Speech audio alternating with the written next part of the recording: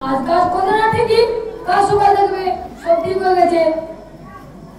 আসতে পারি? আপনি কি ব্যাপার? ভালো হলো, আপনারা সকলে এখানে আছেন। তা ছোট ভাই তো দেখতে পাচ্ছি না। ও একটা ভাড়াটের খোঁজে গেছে।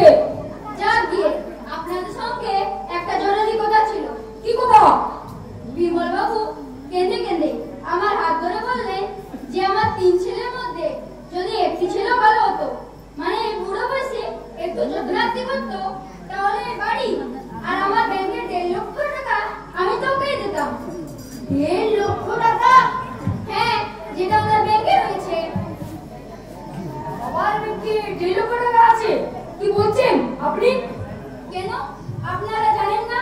নমির বিয়ের জন্য উনি তো একটু করে জমি রেখেছিলেন।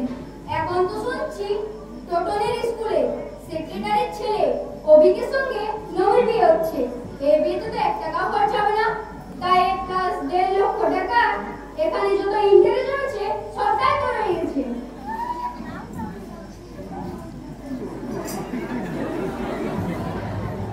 দেখুন না, আপনারা 3 জনেই না পারেন, 3 জনের মধ্যে সেটা যদি একটু যত্নার্থী করতো, তাহলে আমার কি মনে হয় পুরো 1.5 লক্ষ টাকা সে ছেলে নামে লিখে দিতে।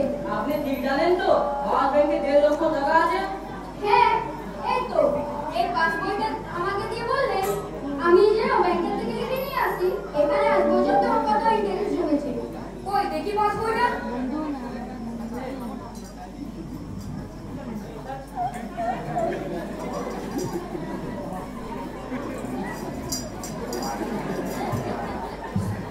দেখুন না, কোথায় যাবো বলে এই পাসবইটা নিয়েছি।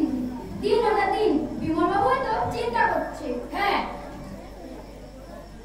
সত্যি কথা বলতে বিমল বাবু এত রেগে আছেন